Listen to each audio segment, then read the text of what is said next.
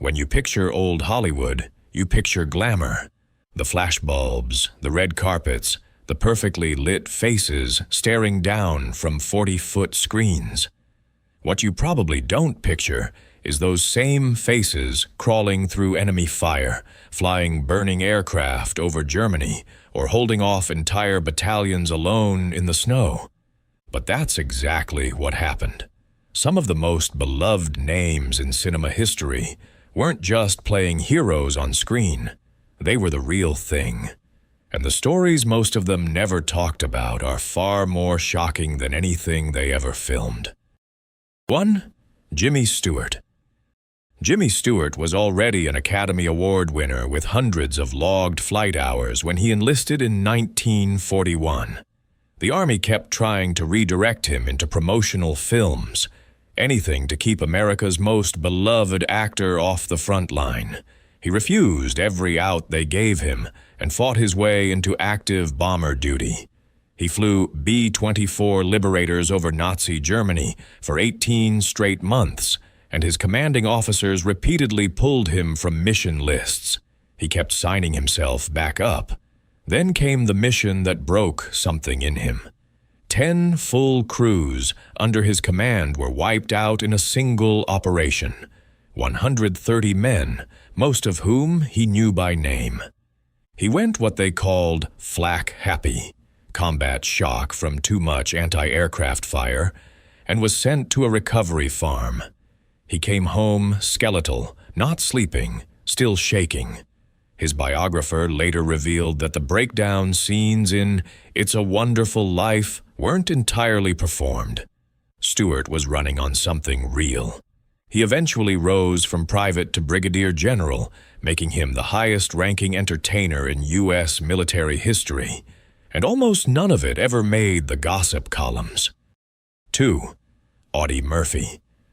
Audie Murphy grew up in rural Texas so poor that he picked cotton as a child to keep his siblings fed after their father walked out. When the war broke out, he tried to enlist. The Marines said no, too small. The Navy said no, too young. The Army initially turned him away, too. His sister helped him falsify his birth records, and he finally got in. That one decision would produce the most decorated American combat soldier in the history of the United States military. By the time World War II ended, Murphy had been wounded 3 times, earned 33 medals, including the Medal of Honor, and killed an estimated 240 enemy soldiers. His defining moment came in January 1945 in France. Alone, badly wounded, he climbed onto a burning tank destroyer and operated its machine gun against an advancing German force for a full hour, killing or wounding around 50 enemy troops before finally pulling back. He came home on the cover of Life magazine. James Cagney invited him to Hollywood. And then the invisible war began. He slept with a loaded pistol under his pillow every night. He gambled away millions. He checked into a motel alone to go through prescription drug withdrawal by himself. He filed for bankruptcy. At 45, he died in a small plane crash in the Virginia mountains. 3. Clark Gable. Clark Gable was the most famous man in Hollywood when 2 things happened within weeks of each other. Pearl Harbor was attacked, and his wife, Carol Lombard, was killed in a plane crash while returning from a war bonds tour. Gable enlisted shortly after as a private, refusing every offer of a comfortable desk assignment. What almost nobody knows is that Adolf Hitler was reportedly one of Gable's biggest personal admirers, obsessively so, and placed a cash bounty on him, ordering any soldier who could capture the actor alive to deliver him to Germany. Gable flew combat missions over Nazi territory anyway, knowing the enemy specifically wanted him taken. He was 41 years old at the time, flying at an age when most men his rank had long been grounded. The military actually issued orders trying to keep him out of active missions. He ignored them. For his service, he was awarded both the Air Medal and the Distinguished Flying Cross. He never spoke much about the war publicly. By the time he came back, the grief over Lombard had settled into something he carried quietly for the rest of his life. 4. Henry Fonda. Henry Fonda was one of the most in-demand actors in Hollywood when he walked into a Navy recruitment office in 1942. He was 37 years old. He didn't have to go. His studio didn't want him to go. But Fonda reportedly said he couldn't stand playing fictional soldiers while real men were dying, and that was that. He turned down a cushy officer's commission that would have kept him stateside doing public relations work, insisting instead on active duty in the Pacific. He served in naval operations and air combat intelligence in the Central Pacific Theater, doing the kind of work that rarely gets photographed or written about. He was awarded a Bronze Star for actual battlefield merit, not for morale tours, not for photo opportunities, but for what he did in the field. He returned to Hollywood quietly after the war and almost never brought it up in interviews. His daughter Jane later said that Henry kept that chapter of his life almost completely sealed off, even from family. The humility was so complete that most film historians gloss over it entirely. The everyman integrity he projected on screen for decades wasn't a performance. It was just how he was built. 5. Charles Bronson. Charles Bronson grew up in a coal mining town in Pennsylvania. So poor that he once wore his older brother's hand-me-down clothes to school because the family had nothing else. He was one of 15 children. When World War II broke out, enlisting wasn't a sacrifice. It was a way out of the mines. He joined the Army Air Forces in 1943 and was assigned as a tail gunner on a B-29 Superfortress, one of the most statistically lethal positions of the entire air war. Tail gunners sat isolated at the rear of the aircraft with minimal protection, exposed to enemy fighters from behind, and their survival rates made that obvious. Bronson flew 25 combat missions against Japanese targets over the Pacific. He was wounded during those missions and earned a Purple Heart. The hardened, stone-faced toughness he would later bring to roles in The Dirty Dozen, Death Wish, and dozens of westerns wasn't something he learned from an acting coach. It was built over 25 real combat runs above the Pacific Ocean in a metal chair attached to a machine gun. Every director who ever told Bronson he seemed unusually intense on camera had no idea what they were actually looking at. 6. Lee Marvin. Lee Marvin enlisted in the United States Marines at 18, driven by the same urgency that pushed a lot of young men into uniform in the early 1940s. He was deployed to the Pacific and found himself in some of the bloodiest island combat of the entire war. At the Battle of Saipan in 1944, a Japanese bullet struck him and severed his sciatic nerve, one of the most debilitating wounds a soldier could survive. He spent over a year in naval hospitals, recovering before receiving a medical discharge. 72 of the 100 men in his platoon were killed in that battle. He was one of the 28 who made it out. He went back to civilian life, drifted for a while, then fell into acting almost accidentally, reportedly working as a plumber's assistant before stumbling onto a local theater production. The cold, world-weary soldiers and criminals he played on screen for the next 3 decades in The Dirty Dozen, Point Blank, Cat Ballou, weren't characters he constructed. They were extensions of the man who came back from Saipan. He won an Academy Award in 1966 and gave one of the most famously strange acceptance speeches in Oscar history. Almost nobody in that room knew what the role had actually cost him to play. 7. David Niven. David Niven was a rising Hollywood star with a bright future in front of him when World War II broke out in Europe. He had a choice: stay in America and keep working, or go back to Britain. He left for Britain almost immediately, re-enlisting in the army he'd previously served with in the 1930s before his acting career took off. He turned down film after film to do it. He eventually reached the rank of lieutenant colonel and participated in the D-Day invasion of Normandy in June 1944, one of the most dangerous and complex military operations in the history of warfare. He was later awarded the American Legion of Merit for his service. What made Niven unusual wasn't just that he served, it was that he refused to talk about it. In interviews, he consistently deflected war questions with charm and humor, treating his entire military record as something not worth bringing up. He was close with Audie Murphy during Murphy's Hollywood years, and privately witnessed the extent of Murphy's combat trauma firsthand, accounts he kept almost entirely to himself. His memoir, The Moon's a Balloon, became a bestseller, but the war chapters are conspicuously light.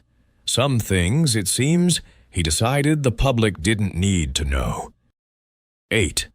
Douglas Fairbanks Jr. Douglas Fairbanks Jr. was Hollywood royalty.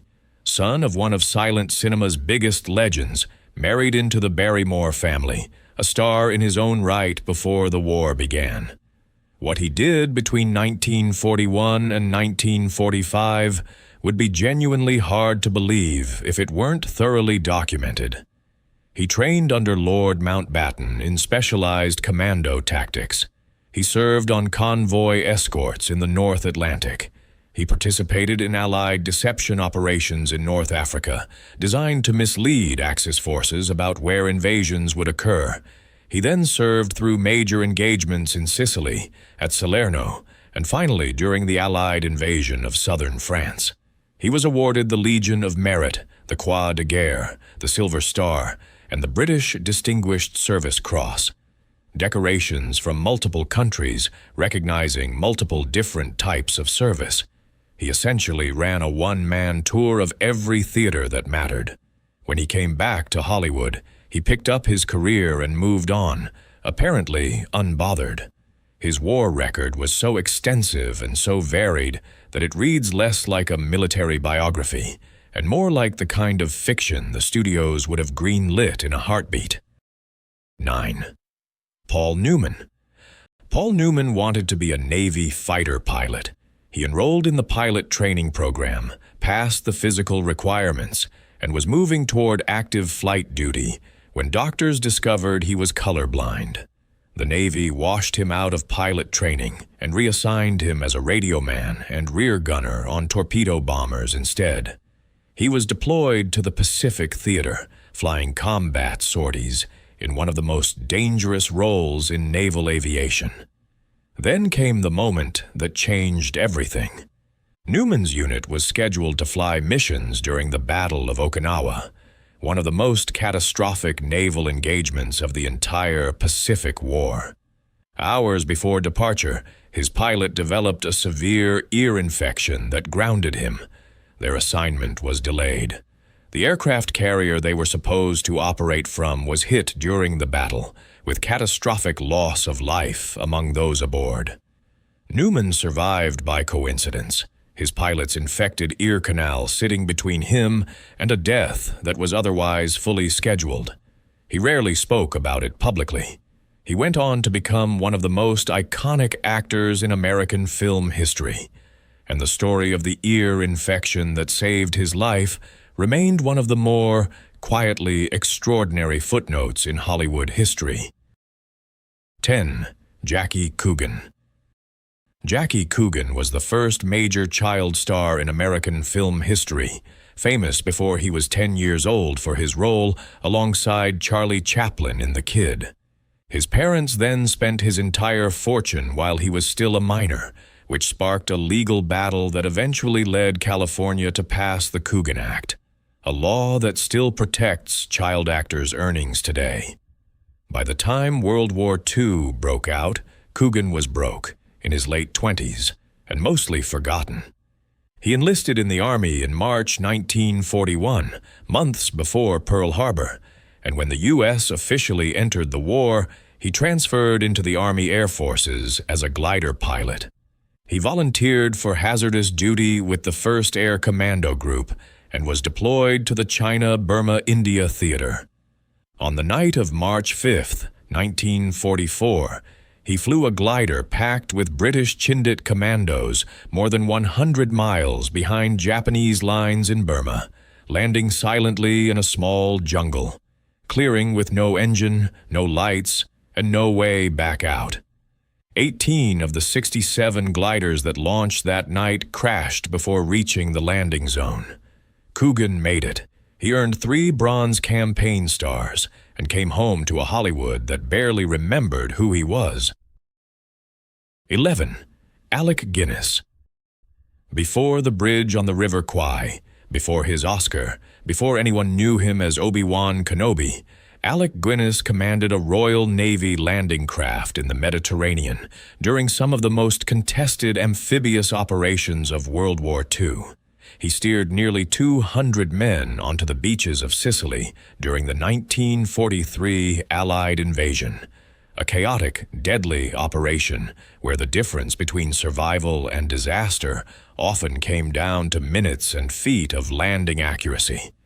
After Sicily, he was assigned to the Adriatic, where he transported arms and supplies to Yugoslav resistance fighters operating behind Axis lines, the kind of covert resupply mission where being detected meant capture or worse. He reached the rank of lieutenant and was awarded the American Legion of Merit. After the war, he trained formally as an actor and built a career that eventually took him to every major stage and screen of the 20th century. But Guinness almost never spoke about his military service. Not in interviews, not in the memoir he eventually published, not at all if he could avoid it. The dignity and restraint his characters were so famous for wasn't something he learned in drama school. It was already there, baked in by years of doing things he never felt the need to talk about. 12. Rod Serling. Rod Serling enlisted in the U.S. Army the day after he graduated from high school in 1943. He was barely 18, too short and too slight to qualify as a paratrooper by normal standards. He argued his way past the physical requirements and was assigned to the 511th Parachute Infantry Regiment, deployed to the Pacific. He fought as light infantry through the brutal jungles of Leyte in the Philippines, then was reassigned to the regiment's demolition platoon, nicknamed the Death Squad for its casualty rates. It lived up to the name. He was wounded twice. His father died suddenly back home while Rod was still in the field. And then came the moment that never left him. Standing with his platoon during a lull in the fighting, he watched his closest friend in the unit, Private Melvin Levy, get killed when an airdropped food crate landed directly on him. Serling was standing right there. He came home and turned everything he couldn't process into television. The paranoia, the moral traps, the randomness of who lived and who didn't, all of it poured directly into the Twilight Zone. His daughter Anne later said she vividly remembered hearing him wake up screaming in the night for years after the war. He wore his paratrooper bracelet every day until he died of a heart attack at 50. The show he built from those nightmares is still airing. Here's what all 12 of these men had in common. Almost none of them talked about it. The golden age of Hollywood ran on carefully crafted image, the approved biography, the studio portrait, the smile that never cracked. Behind that image, a remarkable number of the era's biggest stars had come back from war permanently changed. They'd held off enemy companies and then gone to read scripts. They'd buried their friends and then smiled for cameras. They'd been shot, grounded, blown up, and broken, and then put on a suit and showed up to set. The performances, you remember, the ones that felt a little too real, a little too raw, weren't always coming from imagination. Some of them were coming from somewhere the audience could never see. And maybe that's the most quietly staggering thing about Hollywood's greatest generation. The world thought it knew them, and it barely knew them at all.